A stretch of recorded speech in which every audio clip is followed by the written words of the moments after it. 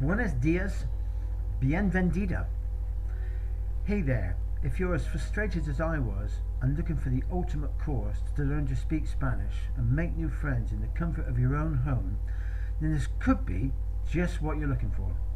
I've invested in so many Spanish language courses only to get frustrated after a few weeks with my results. Some courses I've found are placing too much onus on Spanish grammar, whereas when you first start out, all you really want to do is start speaking Spanish and having fun, right?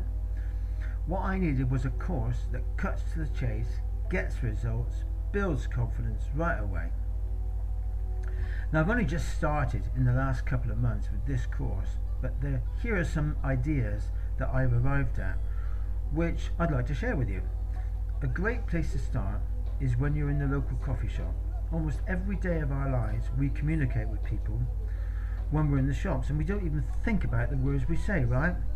Now, the way I approach this is whatever you say in English, if that is your first language, then convert it into Spanish in your mind, especially if you're in a queue. Now, let's say you're in the local coffee shop, you would probably say hello. Now, most people would know how to say hello, even if you don't speak Spanish. But just in case you don't, it's hola. They may answer, hello, can I help you? Now in Spanish that would be hola, puedo ayudarle. Then you would probably say, I would like a coffee with milk and sugar, please. Now there are a few ways you can express this. I would like a coffee with milk and sugar, please, is probably the most polite way. Or, can I have a coffee with milk and sugar, please? Or, I need a coffee with milk and sugar, please. In Spanish, me gustaría un café con leche y azúcar, por favor. Or, puedo un café con leche y azúcar, por favor. Or, necesito un café con leche y azúcar, por favor. To be able to get the correct pronunciation is essential, and try not to fall into bad habits.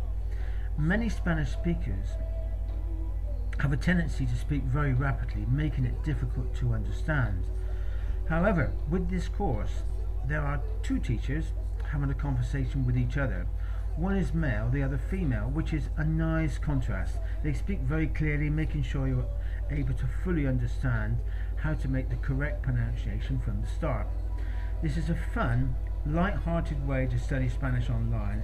It's like being in the same room with two very knowledgeable people who are determined to take you through the difficult stages of learning Spanish. Another very effective way to make up sentences I have found is to learn a very simple phrase, I am going to. In Spanish, this is really simple.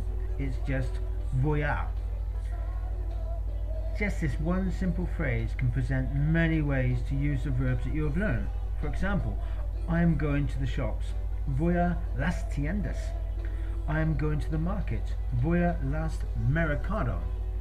I am going to the supermarket today. Voy a la supermercado hoy. These are just a couple of examples to get started. Another useful phrase to learn is, could you tell me? There are many ways you can use this phrase. For example, could you tell me where I can find a good restaurant? In Spanish, that would be, podría decirme dónde puedo encontrar un buen restaurante? One of the most important aspects of learning Spanish is to know how you sound to other people when you are speaking Spanish. With this course, you can record your own voice and compare it with the Spanish speaker with just a couple of clicks of your mouse. These are just a few examples of my experience with this course. As you have probably gathered, my Spanish is not perfect by any means, but it is fun, simple, easy way to learn to speak Spanish.